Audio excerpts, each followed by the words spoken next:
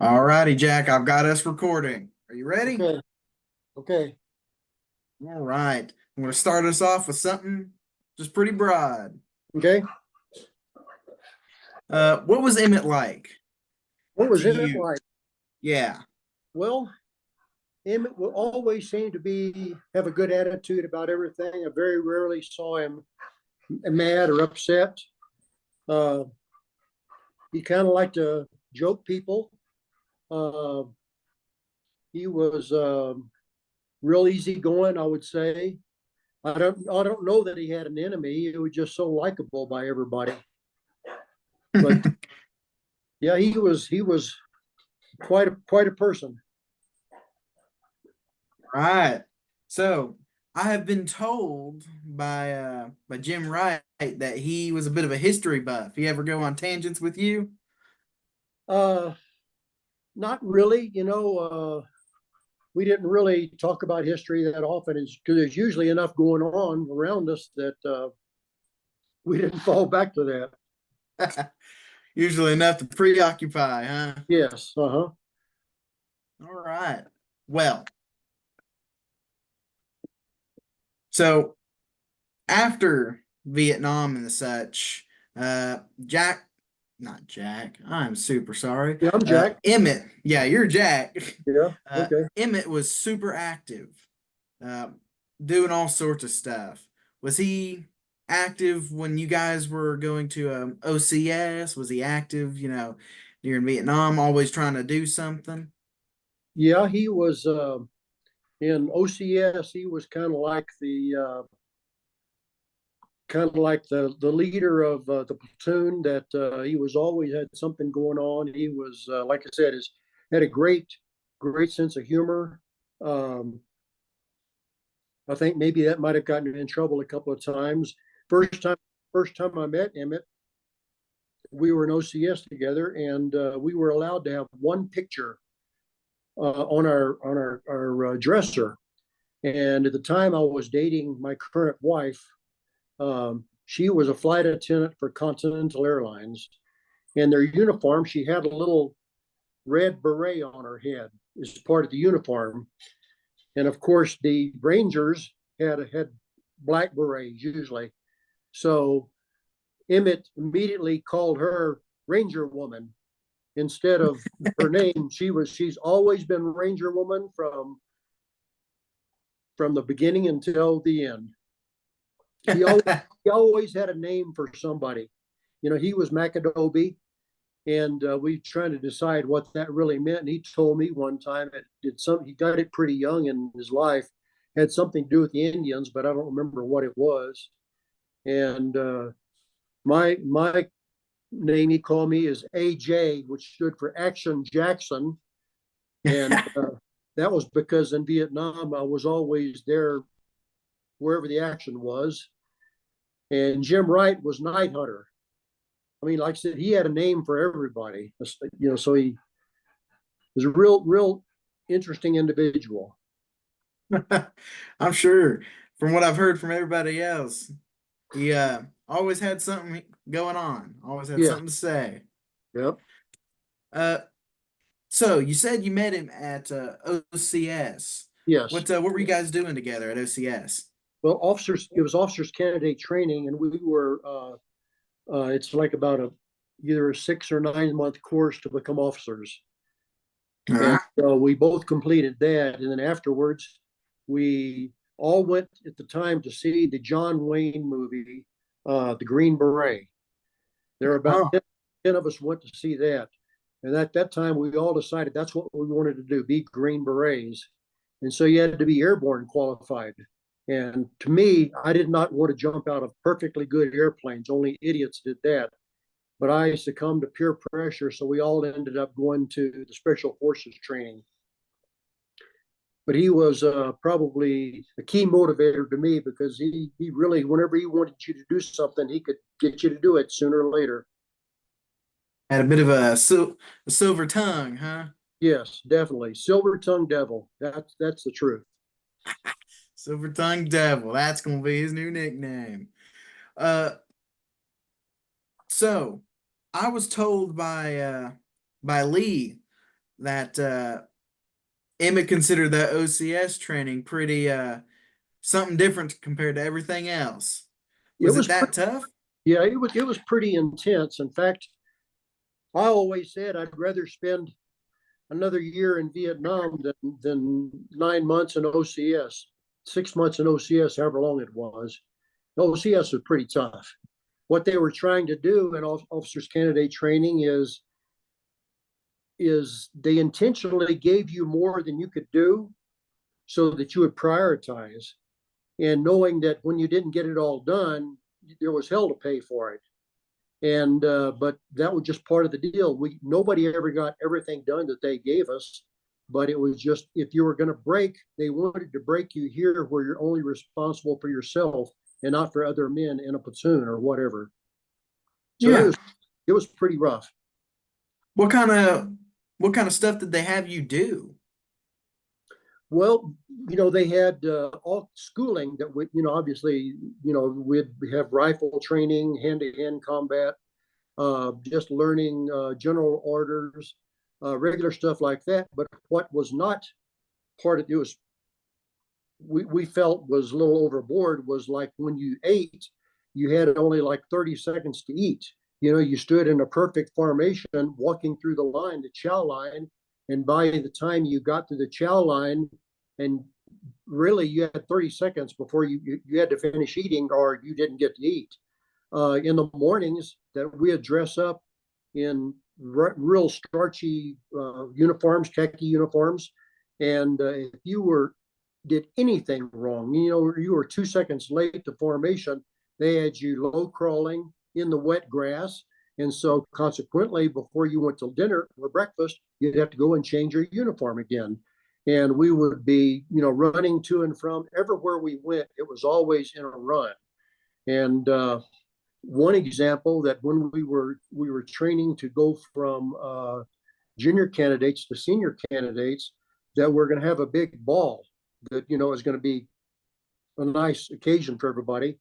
But one of the OCS candidates did some slight infraction, and it was supposed to be a real big ball, a nice occasion. He had his girlfriend flying in from I forget where, and she got there in town, but the company commander would not let her or him meet. So he sent him to his room, and she didn't see him at all. So My. yeah, the company commander was really tough. He was a short guy, and we thought he had a Napoleonic complex. But one thing about him, like I said, he was tough. Everybody hated his guts. But like I said, the point was if you're going to break you here, not in Vietnam. After I was in Vietnam about maybe 3 or 4 months, I got the Newsweek, get it out in the bush. We'd get mail, and we got an article, and it was Newsweek, and it opened up Newsweek, and our company commander, Captain Jack Jacobs, he was in there being awarded the Medal of Honor by President Nixon. So My. that kind of told us why he was so tough on us, because he wanted to break us there instead of out in the bush.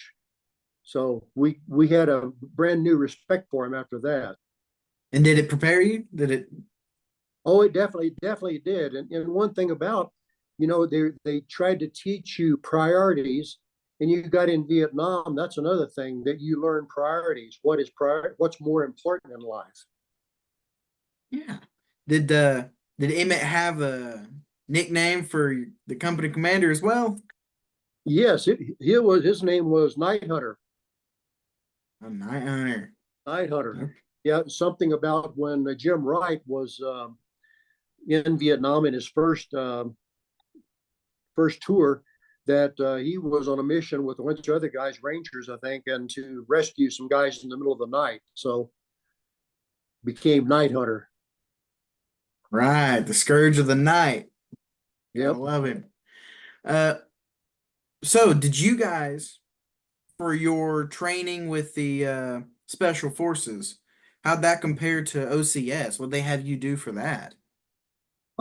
It was pretty intense, but the thing is, it was more aimed at training you instead of breaking you. The training was very intense. Officers let me back up a little bit. The Special Forces, the A team has 12 men on it, 2 officers and 10 enlisted men.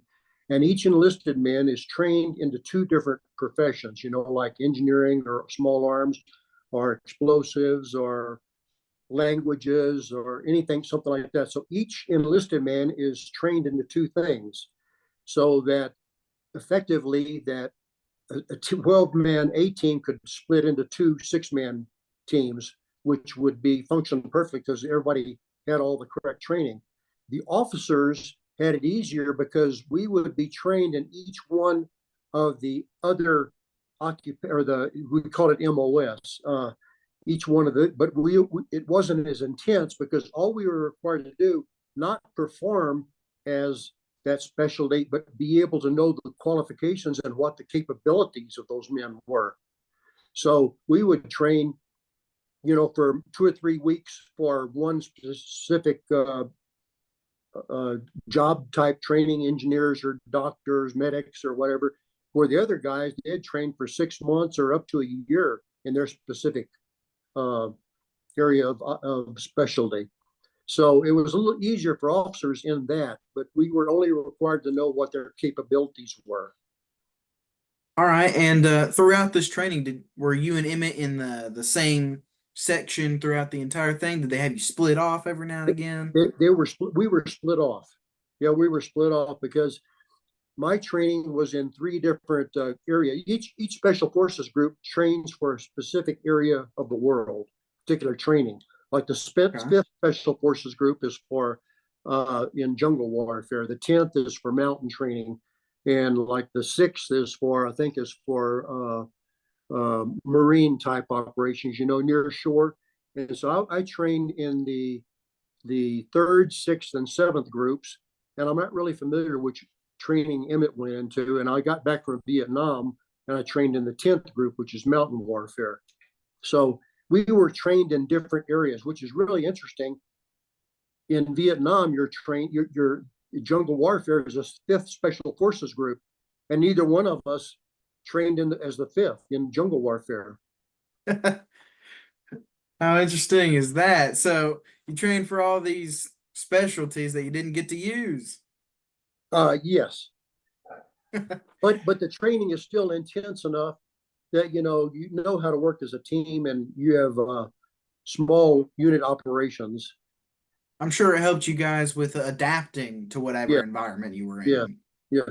And one thing about it with the special forces, it did teach us jungle warfare training, but not as intense as the 6th group, the 5th group, because in basic training and advanced infantry training, and then even in officers candidate training, we were trained as far as World War II tactics, not guerrilla warfare, which was what happened in Vietnam. Yeah, speaking of those tactics, while you guys were over there, how did that process of having to change tactics go? Was it a slow thing, or did you guys realize pretty quickly that this was not working? No, we realized pretty quickly because I know in my platoon, I was a platoon leader with the 1st Air Cavalry as well as Emmett. He was a platoon leader and later became a company commander. But we had a guy in my platoon that was a 2nd lieutenant, and he was trained Ranger training. But in Ranger training, they even train you differently. That doesn't really work that well in the jungle. For instance, whenever you're walking through the jungle in a column, that you're lucky to see 5 meters on either side of you because the jungle is so thick. And the Rangers teach you when you're walking in a column, you have men on the outside walking kind of like observation type posts, but they walk about 10 meters away from you. But in that case, you get lost. You can't see them because they're completely out in the jungle. And this lieutenant that I had to go to the rear for, I got some bamboo stuck in my eye, and so I was medevaced. And he took over my platoon for about a week. And when I came back, my men were so happy to see me because this guy was getting them lost, and it was just crazy. He wasn't as adaptable with that Right, Ranger training, huh? exactly. All right, I guess that shows us how effective that OCS and that Special Forces training was then, and that Yeah, adaptations. yes. Uh, so while you guys were serving, in the email you sent me, you said that every now and again you would serve with Emmett, like in Vietnam. Did you guys ever share postings? Ever go on the same kind of assignments? Anything like that? No, that we were in different companies, and only after we were in Cambodia, and I was wounded in Cambodia and came back to the rear area, that they made Emmett in charge of the company that I previously had been with in Cambodia. So I only saw Oh, Emmett on the fire base, in between assignments. We'd come in and we'd spend like 5 or 6 days on the fire base, and then 24 days out in the bush, and we would just kind of cross paths. all right. Did Emmett, while you guys were at the fire base, did you guys see? You said you saw each other every now and again. Did you guys talk, exchange stories? Oh yeah, yeah, we'd do that. We'd party, we would it was a good time when we got on the fire base. I'm sure it would be. Have to de-stress from all that Yep, jungle you were in. yep. And Uh, and like I say, Emmett, he and I went on R&R to Hong Kong. We spent about 5 or 6 days in Hong Kong together. So really? he's quite a character, I'll tell you. He's quite a character. A real ladies man. What'd y'all get up to in Hong Kong? Any fun stories? Yeah, but they're R-rated, and I don't know that I'd want to tell you about it. Yeah, well, let's not touch those. He But did. He did. He did end up with a really cute Chinese girl. Her name was Mabel Wu, blonde, peroxided blonde, but she was very nice looking. And she and Emmett made it. Ended up staying together quite a bit. And but it was funny. yeah, when was this stint in Hong Kong? Do That you was like a yeah. That general was month yeah. That or was. Let me think. Probably August or September 1970. all right, all right. Uh, do you remember any stories Emmett told you while you got for the few times you got to meet at the fire base or even after the war? Any stories Emmett talked about with the war or something funny his guys did, anything like that? Well, we really didn't talk too much about our experiences in the war. And let's say I'm 80 years old now. My memory is kind of failing me a little bit, but all I know is that Emmett and I, when we got together, we had a good time. We enjoyed each other's company, and I said he was in my wedding, and um, he came to visit me one time. I was lived in Houston, and I hadn't seen him in quite a while. He came to visit me, and he had brought a book with him that he got. It's called Into Cambodia, and it's all about the Cambodian area of operation. Whenever he and I were both there, and he signed it on the inside, and it was very very gracious. His wording, but like him was always a real talker, and real. He could be just as flowery with language as anybody. I mean, like I said, he was real. Good with it. Yeah, good with it. Yes, Uh, this Into Cambodia, Lee mentioned it as well. Would you say it's pretty accurate for what you guys experienced there in Cambodia? yes, it was very very accurate. In fact, I don't think it would be approved by the military because it really got into detail, as far as some of the operations we did, and how unsuccessful some of them were, and why send men up to take a hill when they're withdrawing from Vietnam anyway? What's the point? Mm, yeah. Uh, Speaking of these operations, uh, would you say that you and Emmett did similar kinds of operations?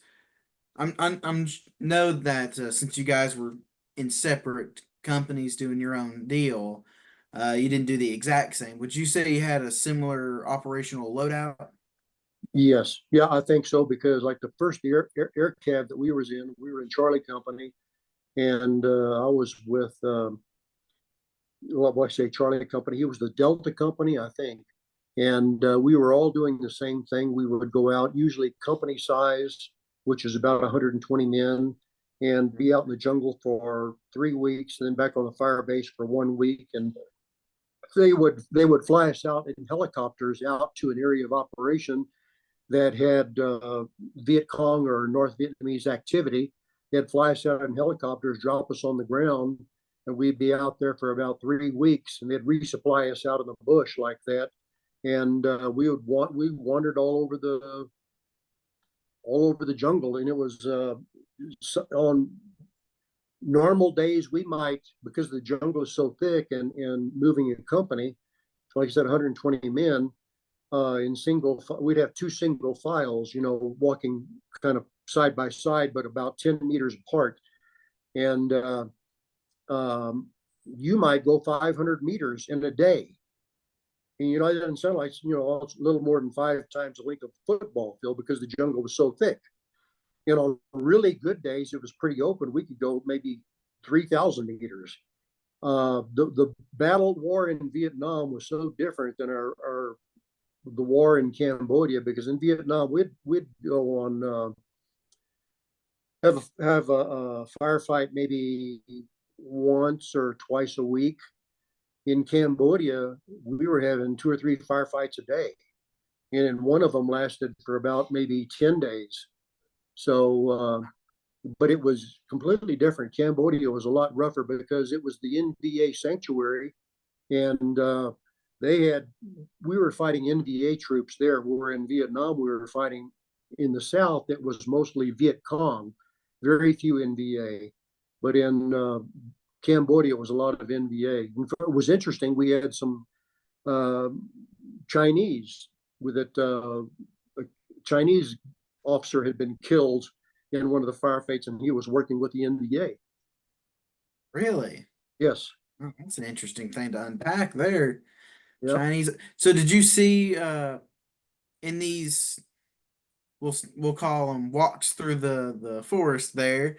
Do you see those kinds of things often where it seemed like other players were involved other than the NBA, or was that just kind of like a one-off deal?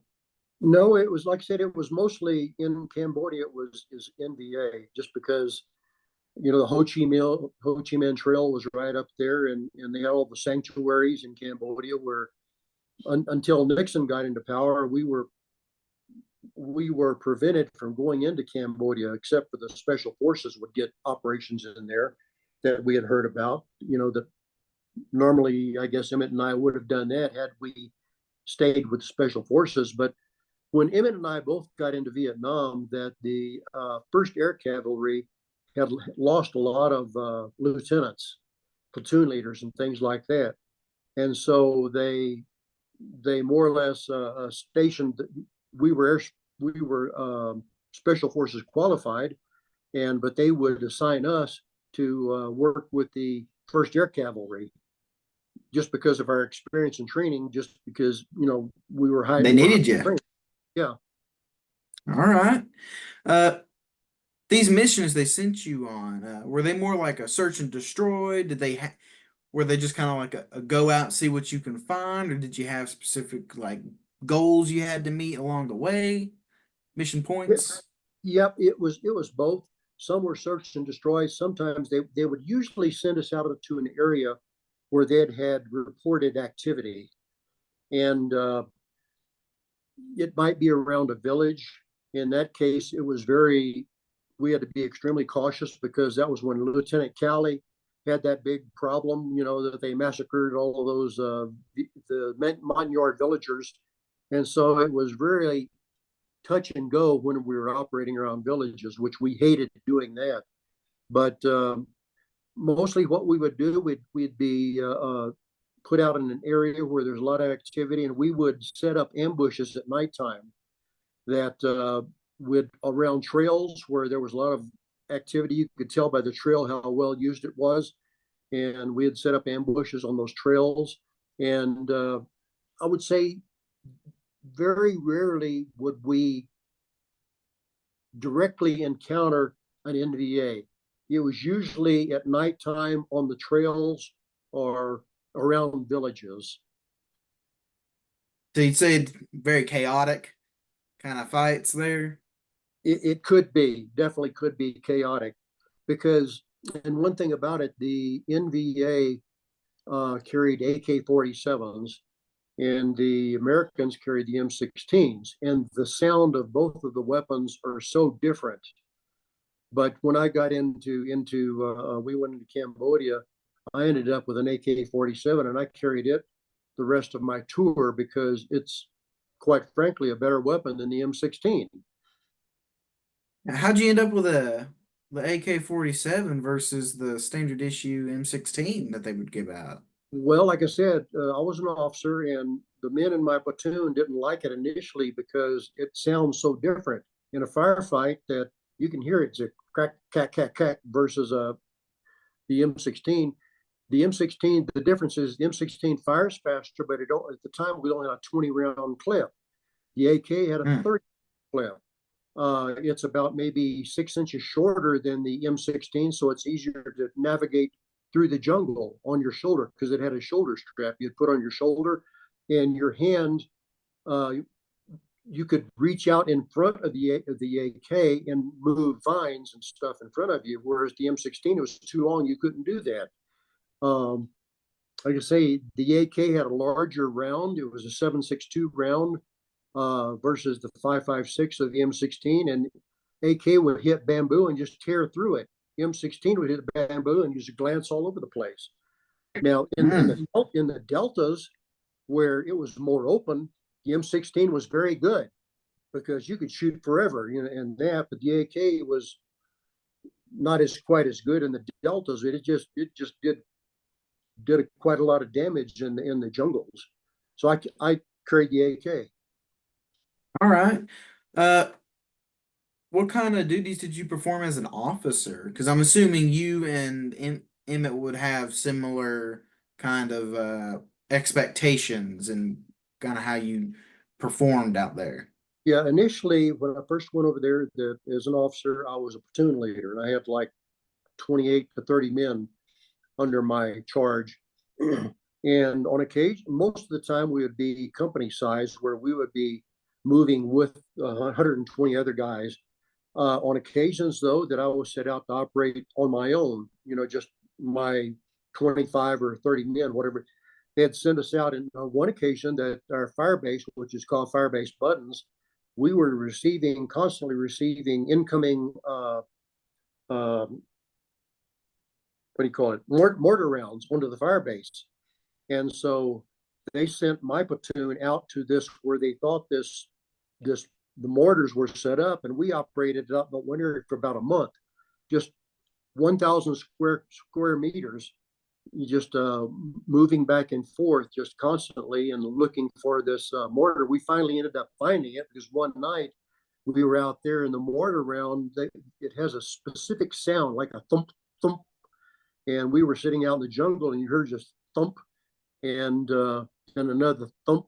And I called the fire base and I said, "Are you guys getting any incoming yet?" And they said, "No." And I said, "Well, it's on its way."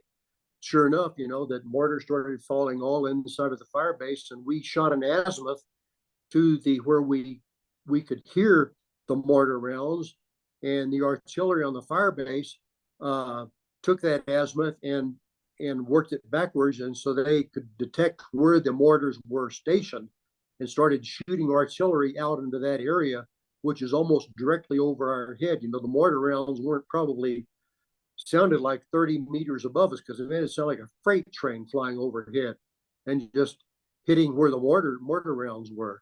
And the next day we went out there and found it, and we found where the mortar box was, but one of the rounds had landed right on the bunker where the mortar was, but somehow it had not penetrated, and so the gooks had taken the mortar out and they got out of the area. So we just found where the mortars were coming from. We didn't find any dead bodies.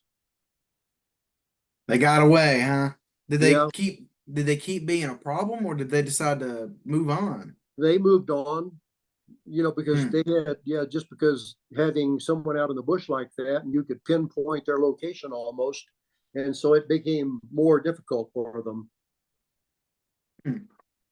Uh, so you would have to spend, 3, 4 weeks out there in as you called it, the bush and such. Uh, what kind of conditions were you facing over there? Were there like certain sayings that people would tell you when you got over there that rang true? Like keep your socks dry all the time, have an extra pair, something like that? Oh yeah, you wanted to keep your socks dry. Didn't want to have a lot of people didn't wear underwear just because of getting problems, getting rashes and stuff like that.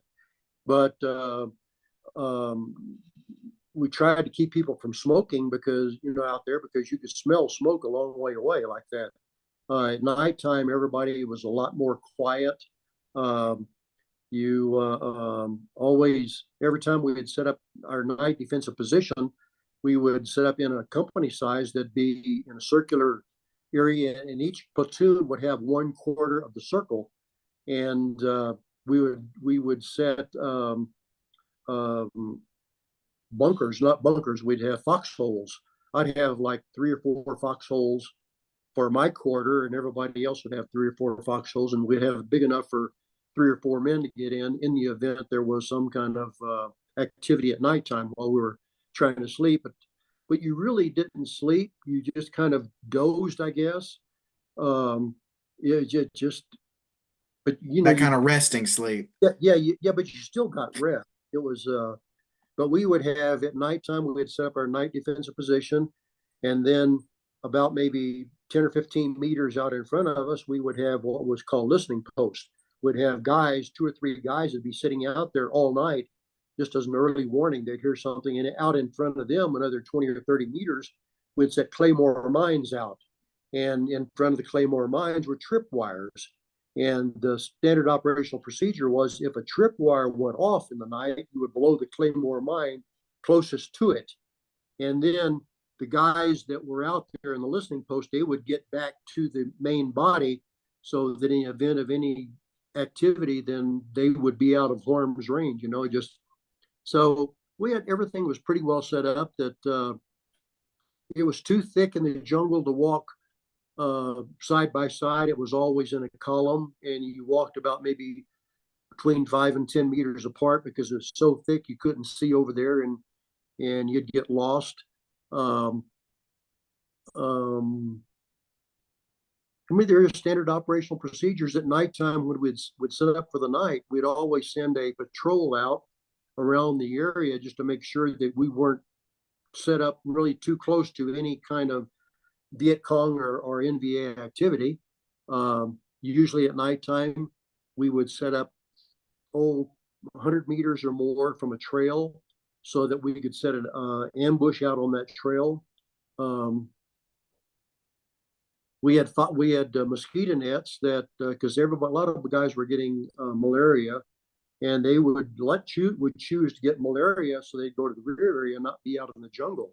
And we had this big orange pill that they would call, I forget the name of it, but it would upset your stomach if you didn't eat something with it. So, but a lot of guys would not take the malaria pill because they would want to catch malaria to go back to the rear areas. So, for about one period of time there, they made everybody carry and use mosquito nets over your position. But one night that didn't work too well because Jim Wright. I guess you know Jim Wright. Well, Yeah, yeah, I've talked to Jim. yeah, he had just come out there to the jungle with us as our company commander, and everybody was required to stay under mosquito net. And so one night that as the trip flares went off and the guys around it shot their claymore mines, and what happened? It was a bunch of pigs, wild pigs. They came running through the middle of our perimeter, and everybody, all hell broke loose. People just shooting everywhere, and it was funny because Jim Wright had been in his sleeping net, and he rolled himself up in it and fell in his foxhole and couldn't get out.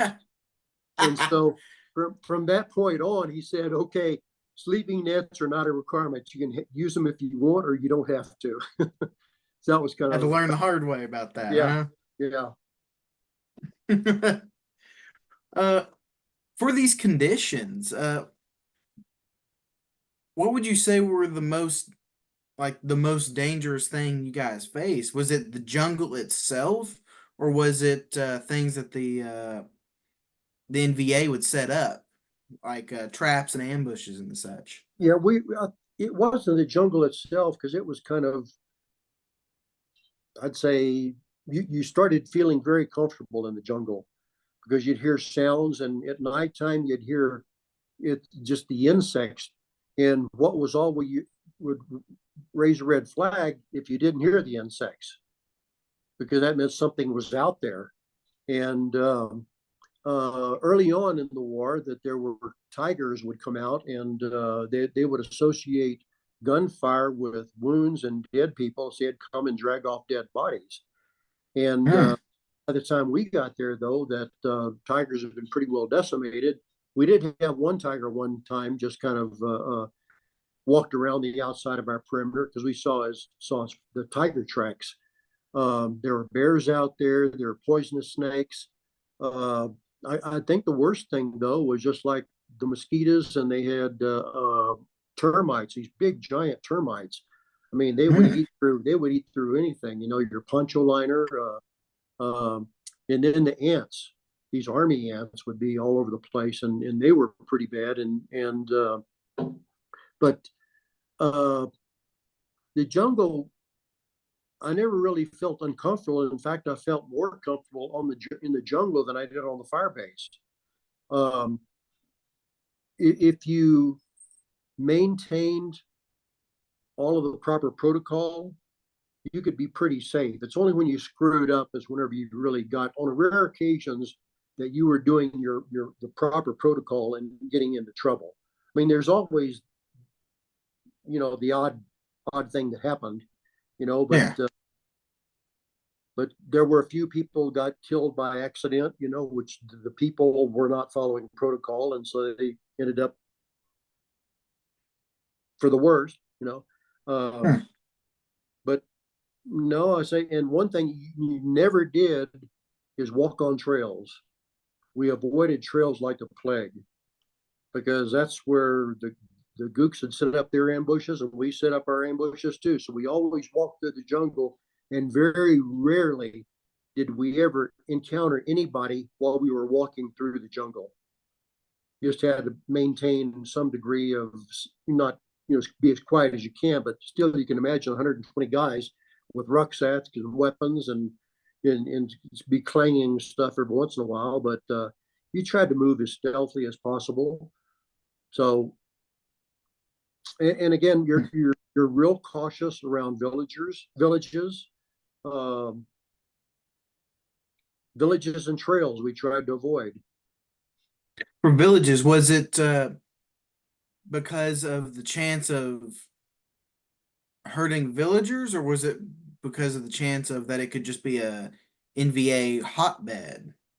Both. And the problem with the villagers, that they were in a lose-lose position, because if they didn't help us, that they were rained on. If they didn't help the Viet Cong took it out on them.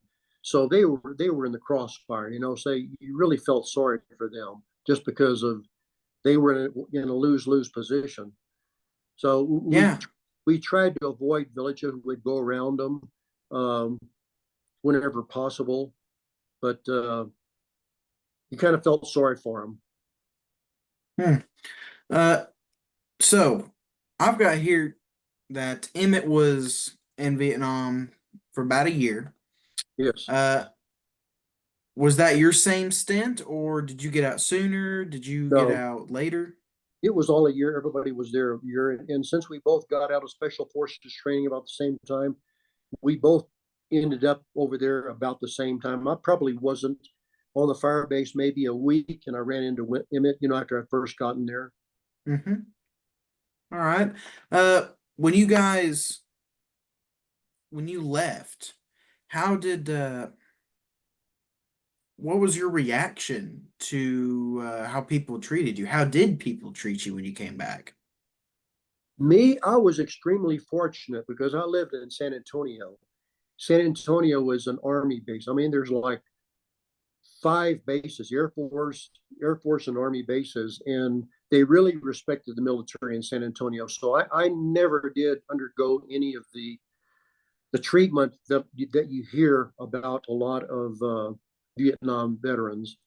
And one thing that always aggravated me was that the news meeting, everybody thought of Vietnam veterans, a lot of them being junkies, and on weed and stuff like that. The whole year I was over there, I probably caught two guys smoking marijuana on the firebase. But you didn't do it out in the bush. I mean, everybody watched out for themselves because you had to be 100% out there.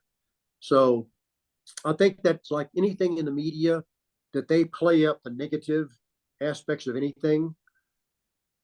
So that's one thing that always irritated me. They just got kind of a bad rap. Yeah, so you didn't face any troubles moving on from the army job wise, career wise, anything like that? No, in fact, every time I flew on an airplane, my wife, which well, wasn't married then, but I always flew, and I would always fly in my uniform because I felt comfortable in it, and I never received any negative expression from anybody. In fact, uh, when I was on like I said, my wife was a flight attendant with Continental Airlines, and at the time we were just dating, and they always treated me. The flight attendants always treated me with the highest respect. Hmm. All right. Uh, how was adjusting from going from that chaotic, yet still having those regulated procedures in the jungle and the fire bases coming home? It was difficult to transition because uh, any loud noise or any loud or quick movement, it would get my attention. In fact, even now, I will not sit anywhere with my back up against a window. Um, Loud noises, having difficulty sleeping at nighttime. I have to sleep with called earbuds now. They're make noise because any small noise at night wakes me up. Um, Mm. uh, which one thing that's interesting is when I retired from, I was in the oil and gas industry. When I retired, while I was lived in Houston, I moved back to San Antonio, and right outside of San Antonio is a neighborhood I moved into called Boulevardy, probably about a mile away from an army base. And what really got my attention is the first one of the first nights I was there, I heard all of this 50 caliber machine gun going off, in my neighborhood, and Mm. it really got to me initially, but then after a while, I kind of got used to it, and it was kind of a comforting feeling then. But initially, it was kind of hard getting used to it because of all of the activity. They'd have operations out there, helicopters flying in and out, um, C-130s, people parachuting in, just firefights and stuff out there, and it was really difficult getting used to. But now I kind of like it. All right. Uh, what about you said the insects were kind of a early warning sign for you over in Vietnam. Coming home, having less insects, or were there any fewer, or did the volume get to you any different? Anything like No, that? no, that never did. I will say one thing that during in Vietnam, the monsoons. I mean, it was out in the jungle. It just like I say, it might sound funny, but I thought it was just beautiful. I mean, we'd usually set up around 4 o'clock in the afternoon because the monsoons they were like clockwork. They'd hit you about 5 o'clock, so you had your poncho all set up, and you could stay pretty dry. And out in the jungle with the thunder and lightning and the rain, I mean, it was almost. I can sleep better now with the thunder, lightning, and rain. It's like a baby, just because it was. I always figured that if I didn't like to get wet out there, the gooks didn't either. So they didn't. We really never encountered any gooks during the monsoons. So I've always loved rain and lightning and thunder. Kind of gives you a bit of peace, huh? Yeah, yep. All right. Uh, so Emmett had some run in with what they call Agent Orange. Did you suffer anything from Agent Orange? Know anybody who did? Yeah, I ended up um, with a bladder cancer. And so I've got like 80% disability just because of Agent Orange. There are several things. Uh, I have basically no taste and no smell. Mm.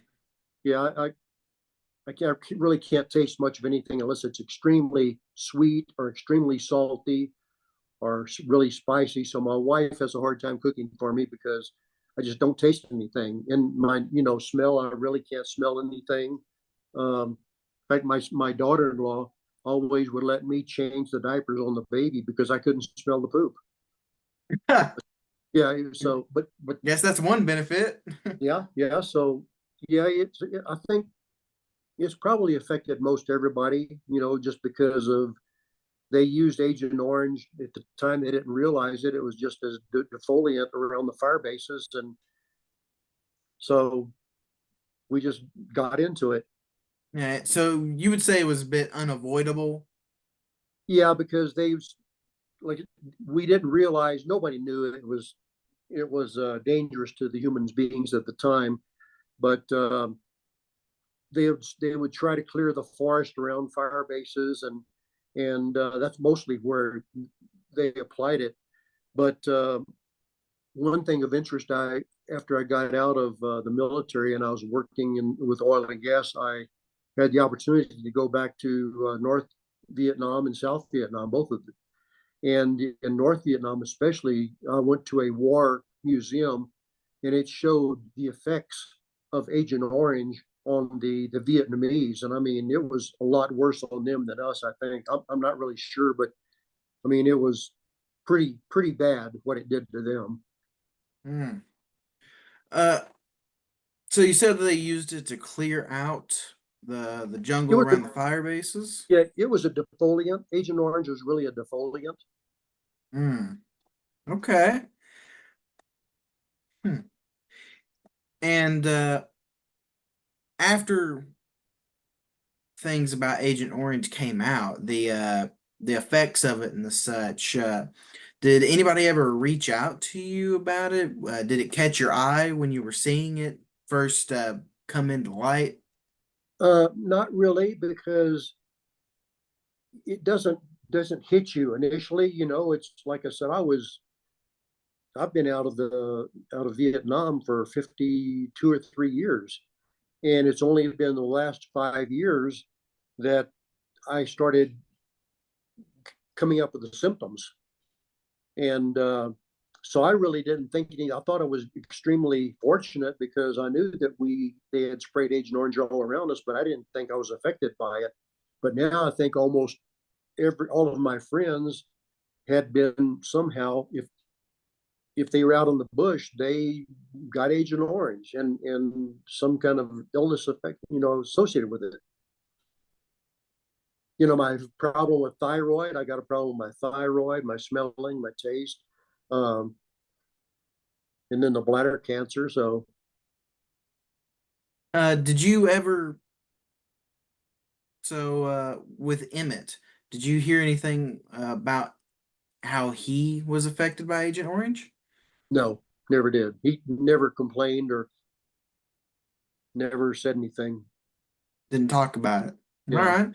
Uh, so when I talked to Lee, he said that he went to reunions often. Did most of uh, did most of you guys go to these reunions, or was it kind of just a hit and go kind of deal?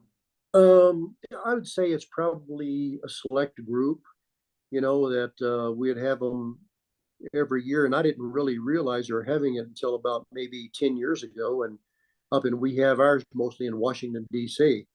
and they'll have a dinner there, and then they'll have a ceremony at the wall. And I'd say probably 10 or 15 of the guys that I was in Vietnam with attended regularly.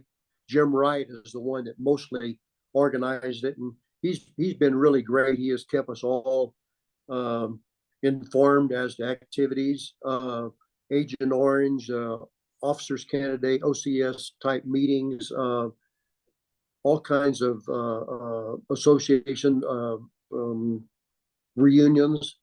He's the go-to guy. Jim Wright still being the company commander, even outside. He definitely is. He definitely is, and everybody really appreciates, because I mean, you send him an email and he'll come back not with just a quick answer, but he'll sometimes go into a lot of detail and stuff. Oh yeah, I experienced that firsthand. Uh, have another brain fart.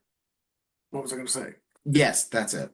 So, I'm gonna backtrack a little bit. It'll tie in, but when you were being trained, going through your basic, going through advanced individual training, OCS, and then the special forces, what was your opinion of Vietnam? Did you really know where it was at, what was going on over there, or was it just another word, another place to you guys? I really didn't know that much about it before. I'd say even special forces training was when it really started hitting home.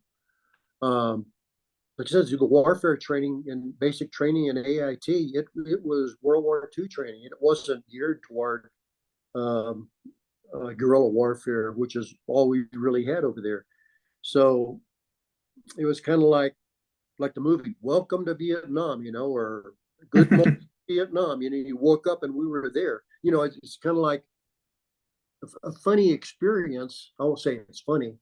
Uh, it was so impersonal initially. We shot at them and they shot back at us, but it was not personal until in Cambodia one time that we'd gone through a bunker complex, and I was lieutenant, but I often walked point, which officers usually do not do. In fact, I was finally given a direct order by my company commander to not walk point anymore, which so I did. I walked back up the guy second, but I was walking point. We had been in 3 different firefights that day, and saw this little trail that was leading out of this bunker complex, and I was walking point, and I looked up in front of me and I saw some movement, maybe about 10 yards in front of me, and it didn't really register because I thought I was really jumpy just because of the activity all day. And I was standing right next to a big ironwood tree. I mean, it was like right here, about 4 inches, and right next to my face went poof. And then I heard the crack, the AK-47. And I slid down behind the tree, and I thought to myself, somebody's shooting at me. And I thought that was so strange. All of a sudden the war became personal. That somebody Became real. audacity to actually be shooting at me. And about 3 days later, that one of the platoons in my company walked about 50 yards away from we were setting up for the getting resupplied, and they walked right into an ambush, and the 4 guys, 2 guys in the front, and then they were walking in a single file, and then 4 guys right in the front were shot right through the helmets. And it dawned, and then I thought back, that's what that guy was doing. He was taking a headshot and he missed. So I thought, wow, I was really being protected. Yeah, very lucky dodge on that one, huh? Yes, yes, Uh, so going into it, it was real impersonal for you. yes. Uh, would you say Emmett was of the same mind? Yeah, probably so, because of the way we operated, that our fire base was never overrun. So you were it's usually in a firefight, you're just put it on auto and spring out there. You very rarely pick a solid target. You just shoot in that direction. Okay. Uh, so by mid to late year, while you guys were there, it became more personal, more Yes, charged. especially after Cambodia, because I got there in November '69, and we went Okay. into Cambodia in May of '70. And Cambodia was a different war. I mean, like I said, we were having firefights 3 or 4 a day, sometimes lasting for a week. Where in Vietnam, we'd have 1 or 2 firefights a week. So it changed completely in Cambodia. Intensification, you would say. Yeah, yeah, very intense. All right. Uh, what what was the general opinions of the war? What did everyone think when you were going through training? What did everybody think while you were there when it started to intensify in Cambodia? And upon reflection now, uh, what do you think about Vietnam? Because the time we were there, that they were starting to withdraw troops from Vietnam, and everybody at the time, in fact, my company commander before Jim Wright got there, that he was just trying to follow orders, but try to keep us as safe as possible, because knowing that they were withdrawing, there was no point in getting somebody killed for no reason. In fact, my company commander before Jim Wright was relieved to command because of that attitude. So So, it was like try to survive, just stay alive, because you're going to be out of here pretty quick. okay, so they were starting to pull out Yeah, by 1970. yes, Okay. So at that point, everybody realized that it was just a waiting game yeah, almost. survive, just survive. Okay. Uh,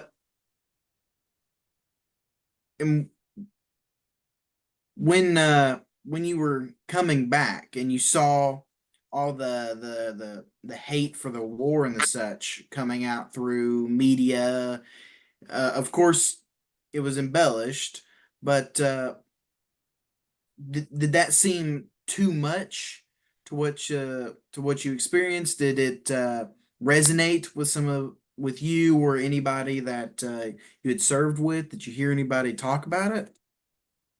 Yeah, like I said, I was from San Antonio, and so it really didn't affect me as much as it affected some of my the buddies. They had complained about getting spit on and stuff, but I had never suffered that type of a reaction. So I recognized the hate that was out there because of watching the news, but I'd never really personally experienced. All right. And what about you? How has your opinion of the war? Because when I talked to Lee, he said that his dad, it really seemed like he just saw it as he was there doing his job. He did a job, and he left. Uh, are you of a similar mindset with what you were doing in Vietnam and what the U.S. was doing there? When I first went to Vietnam, I thought I was doing my duty, to God and country and everything like that. Um, After the war was over, my mother-in-law gave me a book, and I read it about. It really explains how we got into Vietnam and the reasons for it, and it just killed me. Just So because you, it was no, go such ahead. a war that we shouldn't have been in. I mean, not saying I wouldn't have done it because of my duty, but I would hate to think right now, if the same situation occurred and I knew as much about the war as I do about Vietnam now, I'm not sure what I would do. Hmm. All right. So you guys didn't really know much when you were going in. Going over, no. Hmm. Uh, Did you ever hear Jim talk? Not Jim, man. I've got all three of your guys' right in my head. But did you ever hear Emmett talk about it?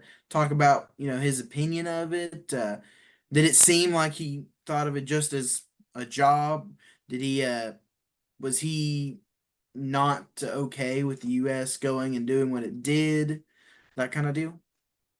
I would say probably Emmett, like myself, whenever we got together, we never really talked about it that much. It was usually about funny things, not serious type. It's like we didn't really want to talk about it. Like I said, that book that my mother-in-law gave me was A Bright and Shining Lie.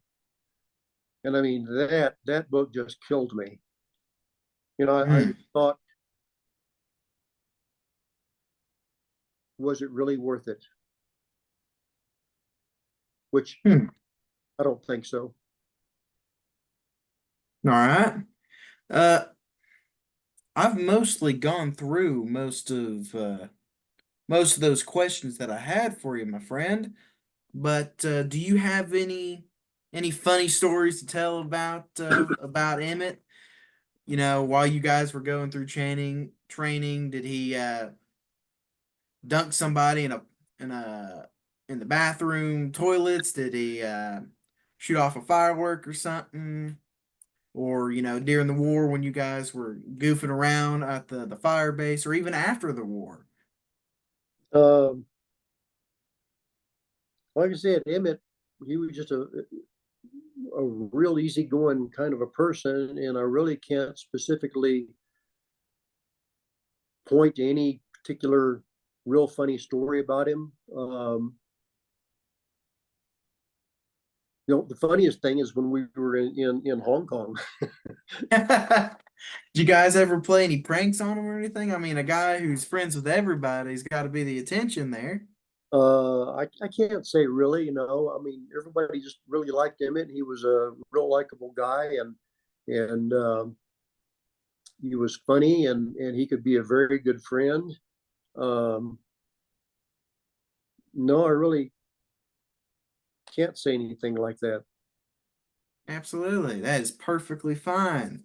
I mean, that just means that they were all so memorable that they just kind of blend together. I mean, makes up his personality, right? Yeah, yeah, yep. All right. So, do you have any photos of you or of Emmett or of your time in Vietnam? Yeah, All yeah. right. Would you be willing to either take pictures of those or send those to us at the center? Sure. Who do I send it to? Or I Uh, got your email, huh? yes, my email, if Okay, you're gonna just send us the photos and the such, my email would be terrific. okay, I can do that. Yeah, I would love to get those of you, of Emmett, of anything really at Vietnam, or even during your training. Yeah, no, Train. I didn't have any. We didn't have cameras, during training, but I, when we were, I'll send you one. It's kind of, I don't know. I won't say it's embarrassing or not. We were on the fire base, and we just both ended up there at the same time, and and with one of the guys in the company, and playing the guitar, and we were sitting in a bunker complex, or in a bunker on the fire base, and probably had a little too much to drink, and we were having a so I'll send you a picture like that. Oh, that would be terrific. I would love a photo like that. Yeah, Uh, and for those, are you okay if I use those for sure. the I don't projects care. I'm doing? That's fine. All right, terrific. Thank you very much on that. Uh, I'm I'm out of questions that I had for this interview. Mm-hmm. Would you be okay if I later on, as I'm reviewing the transcript for this and everything, if I have some more questions, would you mind if I emailed you? Sure, sure, that's fine. And if I All if right. I think if I sit down and think of anything in particular that's really funny about Emmett, I'll All send right. it to you. I Yeah, would greatly appreciate I will mention one other thing we did, probably about 5 years ago, that we had a rendezvous up here in the mountains where I am, and we went to a monument. It's called Soldier Stone. Don't know if you've ever heard about it. it. I've It's out in the not. it's out in the middle of nowhere up here in the Rocky Mountains, and it was put together by an officer in the Special Forces, and you have to be looking for it to find it because it's not advertised, and it's a monument he made to honor the Special Forces. And it's Emmett and I, and we had about three other guys that we were in the same group together. Uh, they came up here to my cabin in the mountains here, and then we all went over to this monument and looked at it, and it's pretty moving. It's just out in the middle of nowhere, and it's called Soldier Stone, and uh, it's set up in a field, and around the monument is a three-sided, a triangular shape like a Special Forces A team encampment is set up, but it's real small. But then all around it are these. They're about maybe a foot by 8 inches. They're like heads. They're like shaped like headstones, but they're engravings dedicated to all of the different countries that were the U.S. allies, and it's in their No. language. It's in their language, and you have to have an interpreter to figure out. But some of them are pretty incredible. I'll send you a picture of that too. It just kind of Absolutely. I'd personally love to even go visit. That yeah. sounds It's like a hard. terrific It, experience. yeah, it's hard. It's hard to find. In fact, I think it was a colonel with the Special Forces that he was in Colorado Springs, and he was retired and wanted to do something for the Special Forces, and so he did this all on his own. He didn't nobody funded it. He just did it on his own, and he ended up getting, I don't know if it's due to some kind of disease or whatever. He ended up dying before he actually saw the final Oh, mon- yeah. So it was kind of sad but it's pretty impressive. Simple but impressive. sometimes those are the best ones right there, is the simple but Yeah. impactful ones. And I'll send All you. right. Well, Okay. All right.